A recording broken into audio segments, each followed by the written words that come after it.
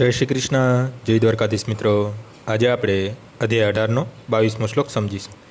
યત કુત્સન વદે કસ્મિન કાર્યે સક્તમહે તુકમા અતસત્વાર્થ વદદલ્પમ ચ તતામ સમુદાયતમ।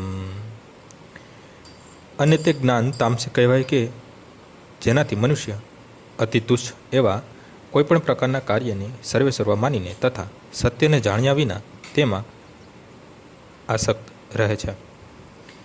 સામાન્ય મનુષ્યનું જ્ઞાન હંમેશા તામસી હોય છે, કારણ કે દરેક બદ્ધ જીવમાં દરેક જીવાત્મા તમોગુણમાં જન્મે છે। જે મનુષ્ય અધિકૃત પ્રમાણોથી અથવા શાસ્ત્રોક્ત આદેશોથી જ્ઞાનોપાર્જન કરતો નથી તેનું જ્ઞાન શરીર પૂરતું જ સીમિત રહે છે। તેને શાસ્ત્રોમાં આદેશો પ્રમાણે કાર્ય કરવાની પરવા રહેતી નથી।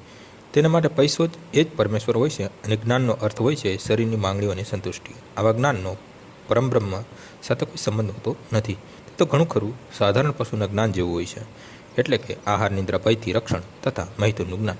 આવા જ્ઞાનને અહીં તમોગુણની ઉત્પત્તિ તરીકે વર્ણવ્યું છે। બીજા શબ્દોમાં આ શરીરથી પર આત્મા વિશેના જ્ઞાનને સાત્વિક કહેવાય છે, જે જ્ઞાનથી દુનિયાવી તર્ક તથા ચિંતન દ્વારા વિવિધ પ્રકારના સિદ્ધાંત તથા વાદ ઉત્પન્ન થાય છે, જે રાજસી છે, અને શરીરને સુખ સગવડમાં રાખવા સંબંધી જ્ઞાન તામસિક કહેવાય છે। આજનો શ્લોક અહીં પૂર્ણ થાય છે। આવતીકાલે ફરીથી સવારે 6 વાગ્યે મળીશું। જય શ્રી કૃષ્ણ।